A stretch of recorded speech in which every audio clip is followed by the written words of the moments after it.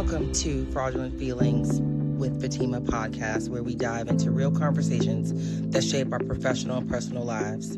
I'm your host, Fatima Nash, and today we're exploring a topic that so many of us wrestle with, yet rarely discuss openly: imposter syndrome. Have you ever felt like you're not good enough, like your success is a result of luck, or that you don't truly deserve your accomplishments? You're not alone. Imposter syndrome impacts high achievers, leaders, professionals at all levels, and even the ones who seem to have it all together. In this episode, we'll break down what imposter syndrome is, how it sneaks into our mindset, and most importantly, how you can push back against it. Together, we'll share insights, stories, and actionable strategies to help you embrace your worth and own your success. So grab your favorite drink, settle in, and let's get into it.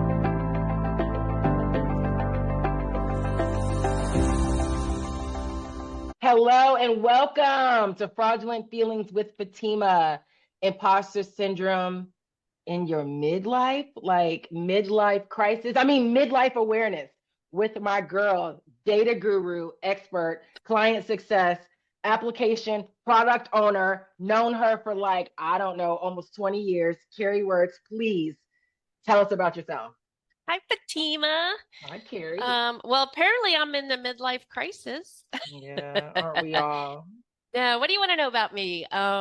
Let's see. Right about towards the end of COVID, I sold my house and gave away all my stuff and bought a 36-foot RV. Hit the road for three and a half years.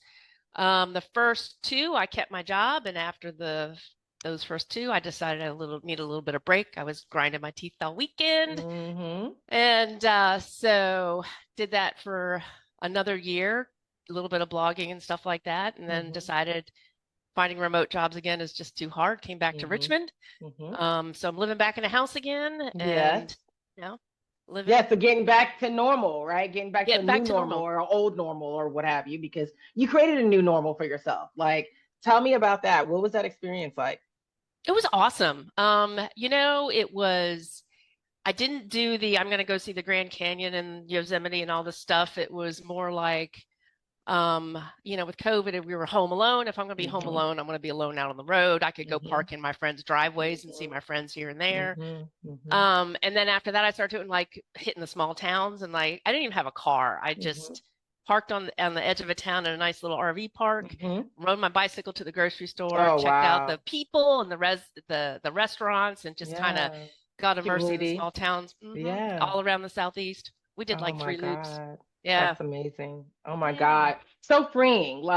I was at breakfast this morning with Marcellus, the oldest, and it was really nice because we talk about he's a sophomore at JMU, and we talk about fortune and wealth all the time, and how do you build that? And we were driving to breakfast at 9 a.m. on a Friday, and I said, it's not about, now that I'm in my midlife, it's not about the wealth, so to speak, when it comes to what kind of car I can purchase or what type of home we can purchase, but the freedom of time. This is his last day before he goes back to school, and I won't see him anymore until June. That's a long time for me not to be able to see my kid. And so having the freedom and the wealth of being able to use your time the way you want to use your time is something that I never imagined that I'd be able to do so early. So it's awesome to not be a part of a W-2 organization. And I think I shared that with you, that I was transitioning out. And so I was able to do that. Yay. So I put some of those imposter syndrome feelings to the back burner and said, I'm just going to go do this thing out here. And you kind of have to do that. You just have to go push away all the thoughts and just go do it. Get a little bit obsessed with what it is you want to do, and then turn off the voices and keep on going. Yeah, no, you're exactly right. And I had also had that conversation with my kid as well, because being a D1 athlete comes with its, lots of pressures and opportunities for growth. And so it's awesome to hear how he triumphs in his life. But talk to me about imposter syndrome. What are your thoughts on what imposter syndrome is?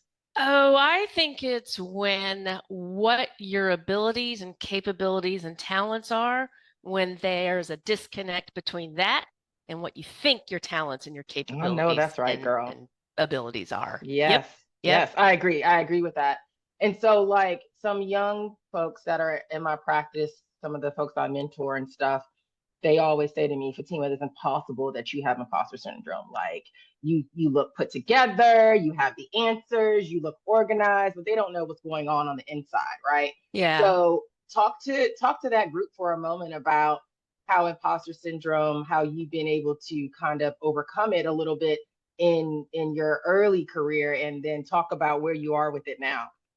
You know, in the early career, it was hard because I was working for some really smart people that did like they were doing like business forecasting using Mm-hmm. AI before it was Mm-hmm. cool, Before it was AI, right? And so I would have to get up in front of people like Disney Imagineers and Mm-hmm. explain, what a neural network. It was a very Mm-hmm. complex kind of thing. I Mm-hmm. don't have any math Mm-hmm. and just had to do it. And it Mm-hmm. was somebody would say, I need you to do this. And I'd be like, well, I can't speak in public and I don't know Right. this thing well enough. I don't Mm-hmm. have the Mm-hmm. confidence. And it's like, I'm not going Mm-hmm. to say that. It was just, all Mm-hmm. right, sure, I'll do it. It's gotta go. Right. It wasn't always pretty. It was Sure. not always pretty. I'd done some presentations where when I was done, it was like, okay, I'm going to go back over here in this little corner and cry a little bit. Right. Right. Just a Um, little. but I think that over time, what got me a little bit over that was having a topic that I was passionate about Mm-hmm. and other people around me didn't know it Mm-hmm. and would Mm-hmm. come in. And I think you might know what I'm talking about. Mm-hmm. Like a Mm-hmm. lot of people coming Mm-hmm. and you say data, they're like, oh, it's the D word. And it's like, Mm-hmm. your credit card is data. Data. Right. And Right. so it Right. was just such this, folks going, well, I don't get it. Mm-hmm. And after a Mm-hmm. while, it's like, all right, we're going to get it. Yeah. We're going to Yeah. get it. Yeah. We're going to go in a room together and I'm going to get on the whiteboard And and I'm I'm a going to walk you through this yeah. and you're going to get it. Yeah.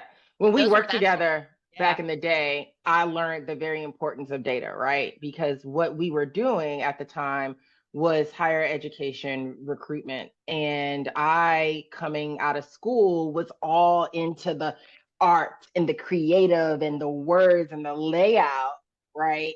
And you were all like, don't that was your PM. Don't come over here talking to me about no art because we don't even have the right data specifications from the client. That art is not going to be able to land anywhere if we don't have anybody to send it to, right? That's right. And so it was so important. And that's where I learned, like you taught me and our colleagues taught me the importance of a data first mentality, right? Because that is what you're doing is without having that data, you can't move the world. Yep. So shout out to you for being able to take the D word that is so complex and be able to educate me as your colleague and also your clients as well, right? Sure. Because people get really super intimidated even now Yeah. About the D word. So And it's your name is data. your Your name is address is data. data, right? Address.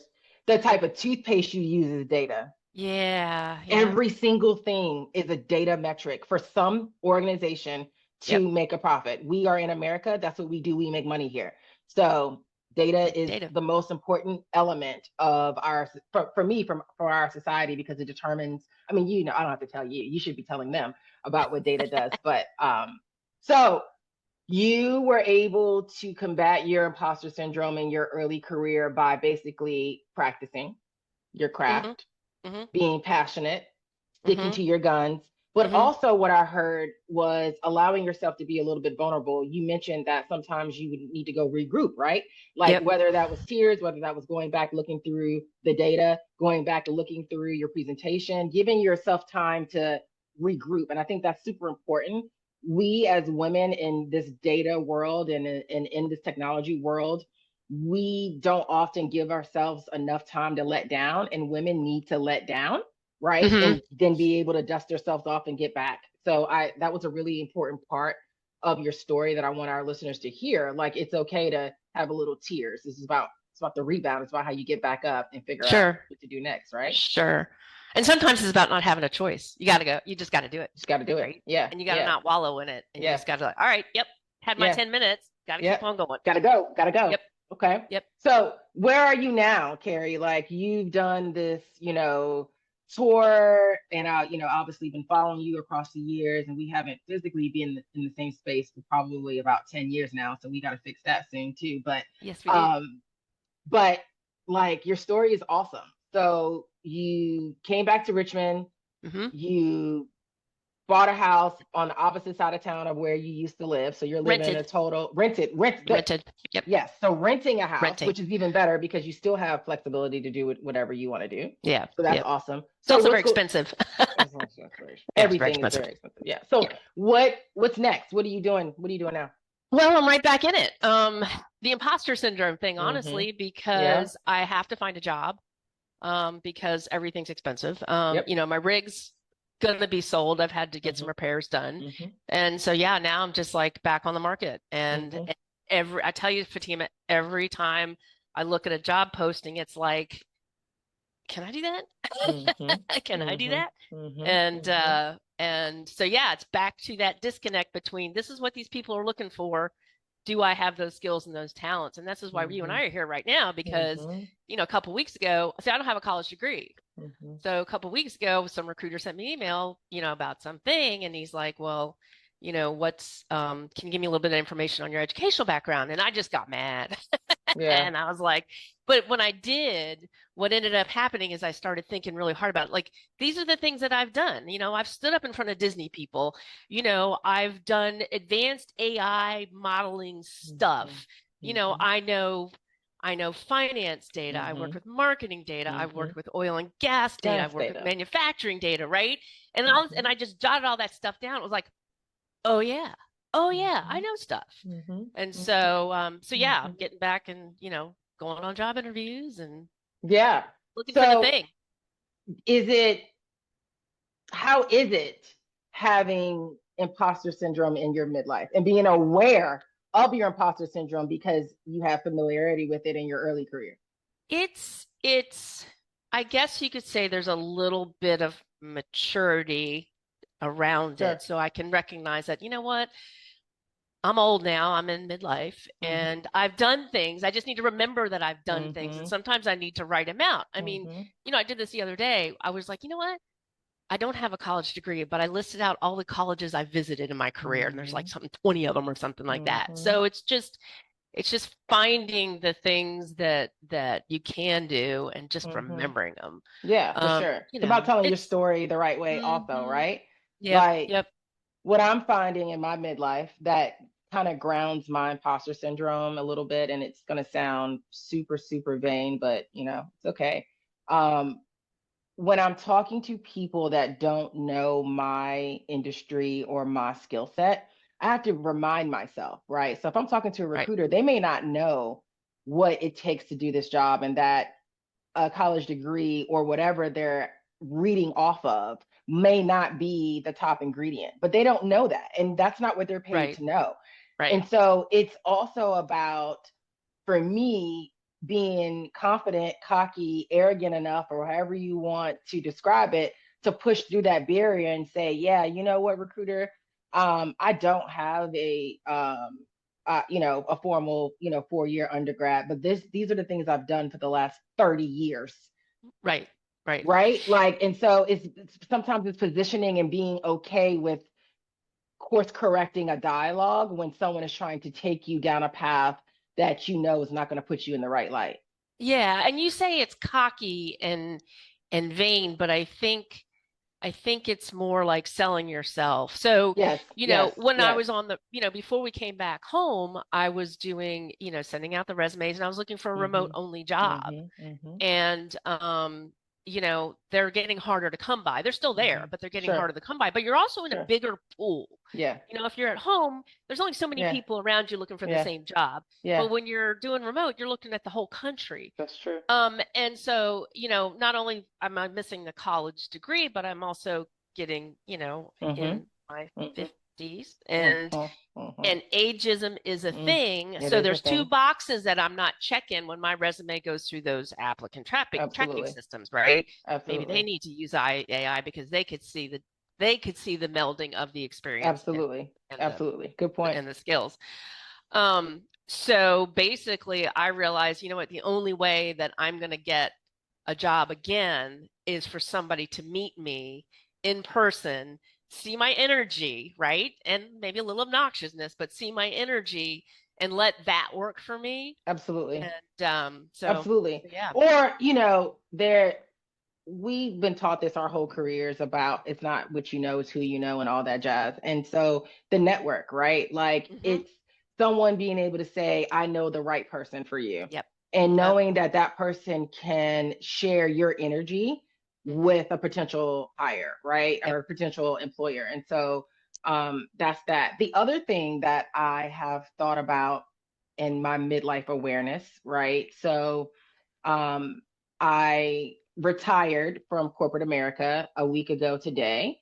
Congratulations. Thank you. And one of the reasons why I didn't want to work for an employer anymore is that as I continue to win my battles on imposter syndrome, I want to be in cultures where I can be me. Yes. And I don't have to worry about my imposter voice and not have to worry about those boxes, right? And so it took me probably a year or so to really figure out what I wanted to be in my midlife. And I decided on being a coach. And that decision kind of, it's weird, Keri, because it put me in a situation of freedom where I don't have to battle my imposter syndrome in a corporation, but it created a whole other world of imposter syndrome as an entrepreneur, right? But because now you have to give yourself permission to be you. Yeah. Right. It's been like that all week. Like, yeah, it's like this is my fifth day on the new job. And it's like winning the lottery, but not knowing what to spend it on. Like you think, oh, I won the lottery, I'm gonna do this and I'm gonna do this, and you win the lottery and you're like, cricket. Then you're frozen. I'm frozen. Where do I start? So where do I start? And I have a lot of stuff to do, but I'm kind of like, how is that gonna sound? Like I'm overthinking everything again. Like it's all.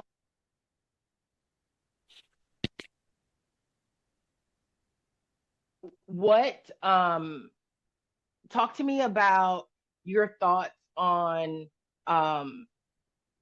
freelancing and gig work as you go through this next phase of your life? I don't know. I've looked into some gig things and I've looked into, training AI models and, I have a Patreon site that I was doing some writing in my travels, which I still have. I haven't made a lot of money off of it because I haven't marketed myself, I think it depends on what you're looking for. Actually, it's funny you say that. I did an interview with with somebody. It was a consulting job, and she asked me the question, "What is it about consulting that you want to do?" And then I was like, I gave her an answer, but it was I don't know if that's for me because I either need to be totally independent and do my own thing, I think, or I need to be like get me into the office 9 to 5. Yeah. And totally. Yeah. So there's all types of environments where you could have a hybrid, where you could work in the office as a consultant, getting things done, and at home, right? And so. But when you say consulting, you're presenting yourself as the expert on the thing.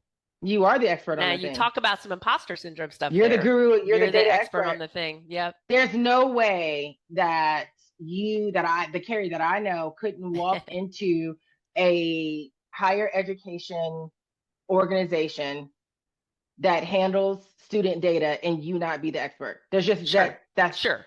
So yep, you are absolutely the expert. Yeah. And I've been in consulting for a long time, but it came along. But it's all about it's all about where, and like if you put on a consulting hat, that opens up your world to so many different types of work across different type of verticals and all that jazz. So that's why I bring it up, like that. Me work, and I'm gonna give a shout out to UKG really quickly here. So UKG is a time and attendance software solution, and I've been hanging out with these folks for about 10 years now.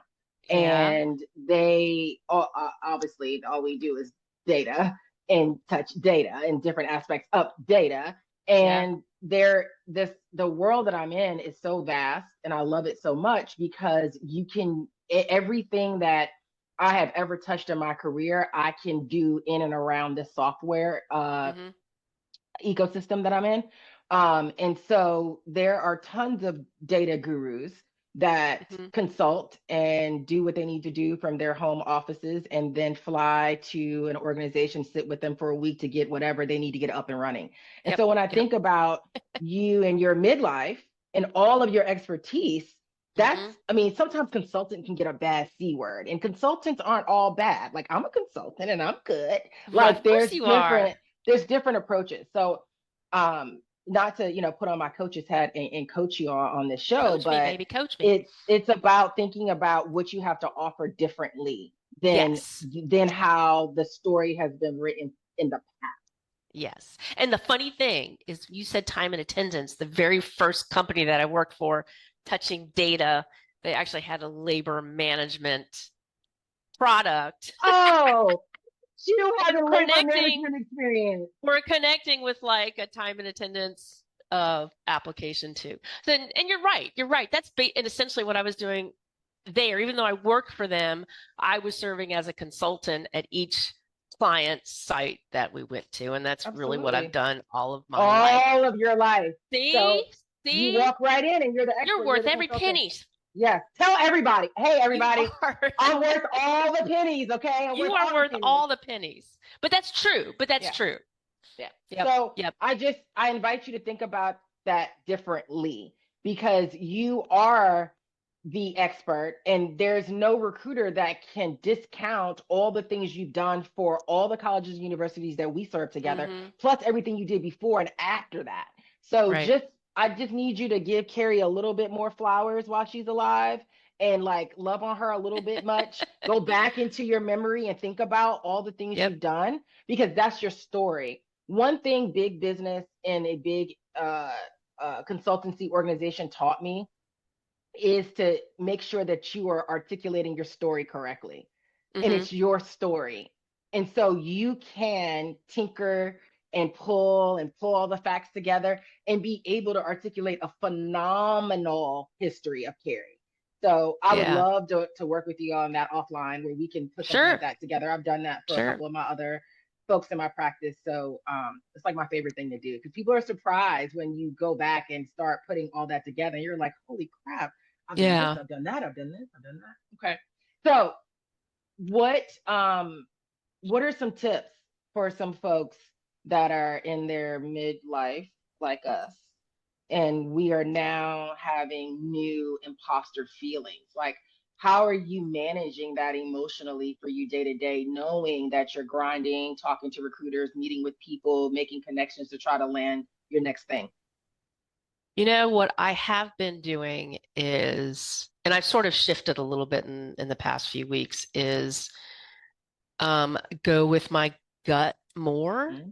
right? And, you know, if rather than throwing out the resumes in volume, actually going after something that um, interests me and Mm-hmm. excites me. Mm-hmm. And if I don't see anything, I'm not freaking out. I'm finding other things to do. Mm-hmm.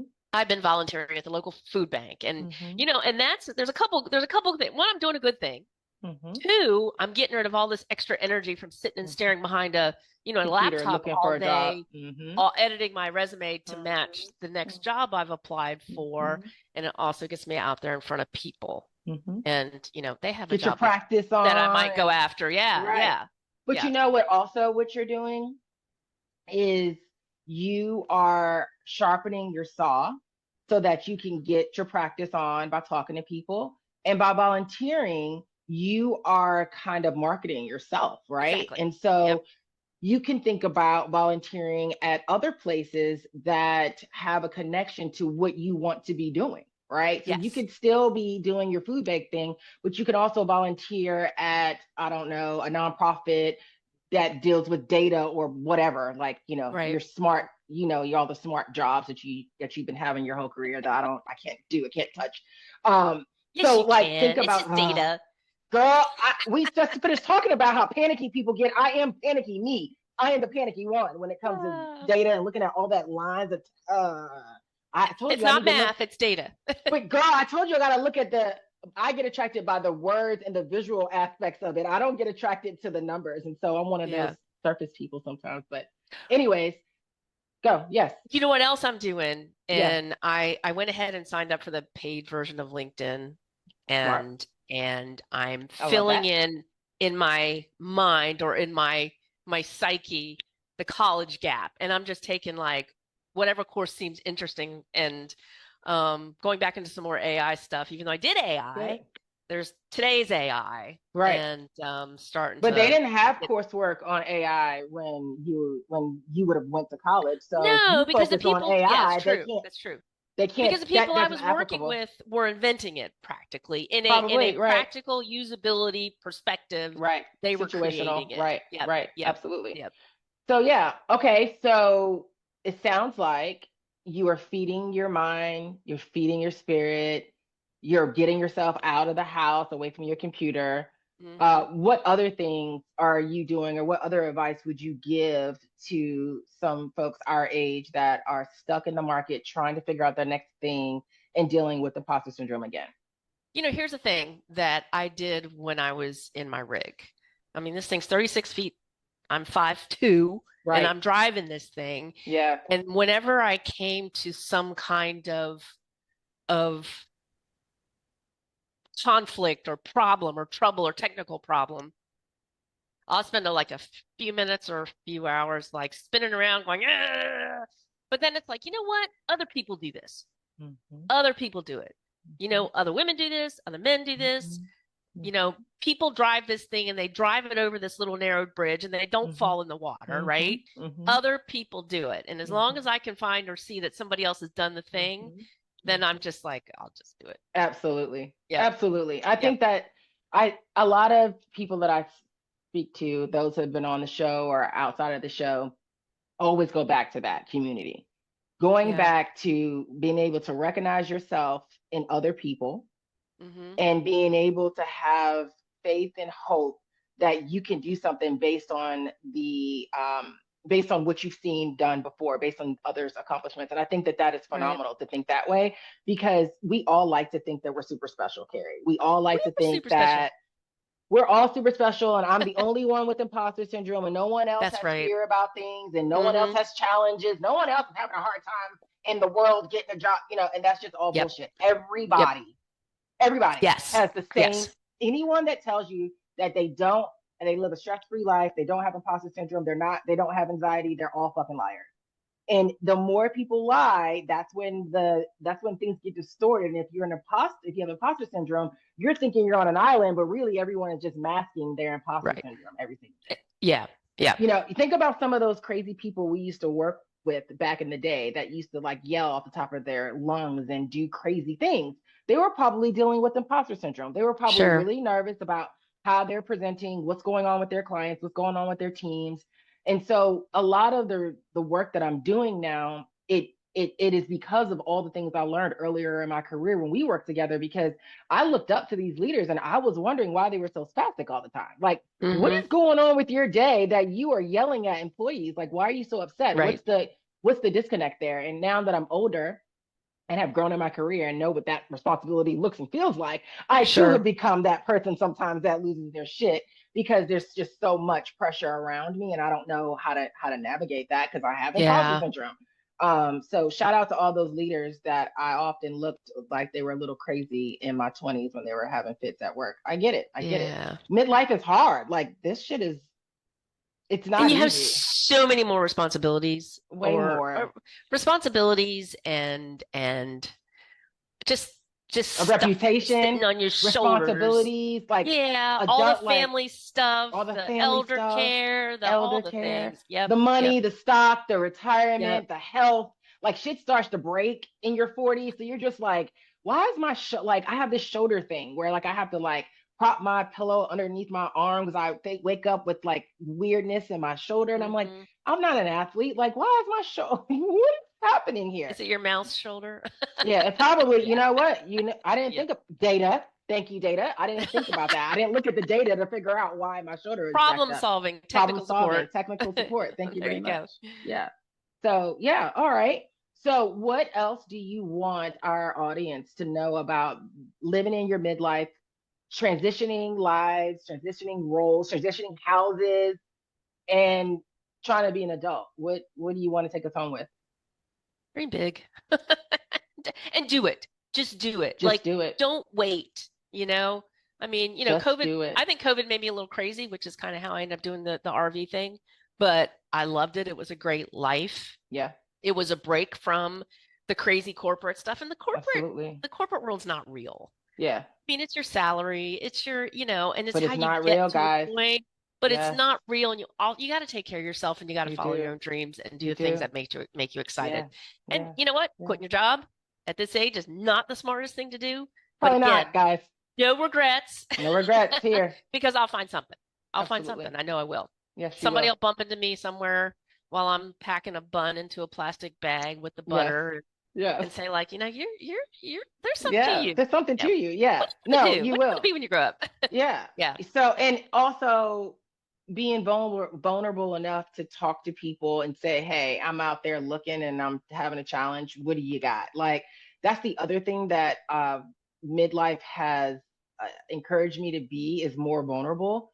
And I Hmm. don't have to pretend that I have it all together because no one does. So the more Yeah. you can share, hey, this is my story, the more people are like, oh yeah, come over here. I got this opportunity. I got this opportunity. And I Yep. didn't really think about that in my years. Right. And find that person because everybody has this one in person that they've known in their career Mm-hmm. that knows everybody. Take them Yes, out, sit down and have a beer. And that's what we yes, did. And yes. they'll and if they say go talk to this person, and this Go person, do do it. it. And that's what I'm doing. And Yes, that's made a good, huge difference. Yep. good. I'm Yep. glad to hear it. I'm Yeah. glad.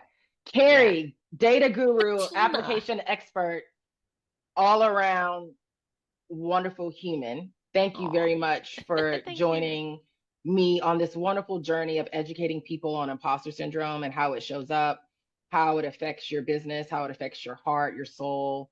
I love this journey I'm on. I've always wanted to do this. This is my dream. And so I'm fighting imposter syndrome every time I hit record. So thank you for joining me on this and allowing me to Thank debunk my you. own imposter syndrome. And we will chat offline and we'll get a cadence going on because I might have some thoughts and ideas Okay. about how to help you out there. So we'll connect offline. And thank you everyone for listening to Fraudulent Feelings with Fatima, Midlife Awareness Edition. Ooh. Ooh. Ooh. Take care. Until next time.